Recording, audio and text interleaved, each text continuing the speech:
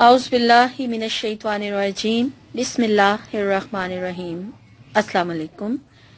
अल्लाह ताला के नाम का बहुत ही आसान अमल लेकर आपकी खिदमत में हाजिर हुई हूँ।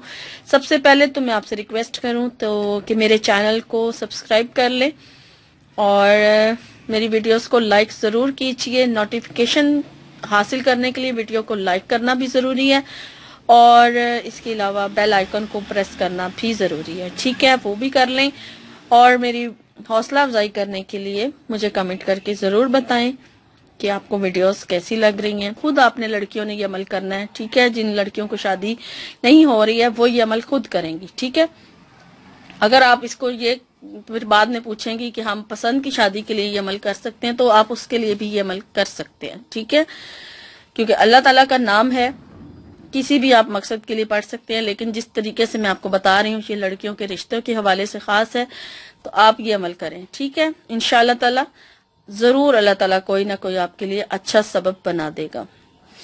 अब आपने इसको सुबह और शाम 2 टाइम पे इस अमल को करना है। ठीक है, आप फजर की नमाज के बाद भी पढ़ लें और फिर आप मगरिब के साथ इस अमल को करेंगे। ठीक है, सुबह और शाम कर 2 टाइम पे ये अमल एक दिन में होगा।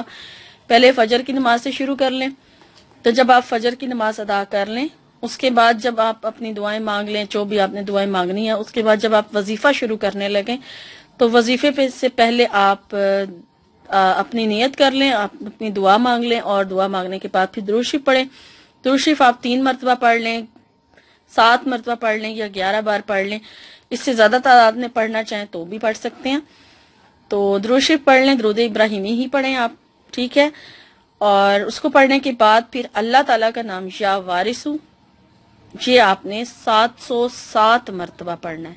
ठीक है, 707 मरतबा पढ़ना है आपने और इसको पढ़ने के बाद फिर आप उतनी ही तादाद में दुरूद शरीफ पढ़ें जितनी तादाद में आपने शुरू में पढ़ा था।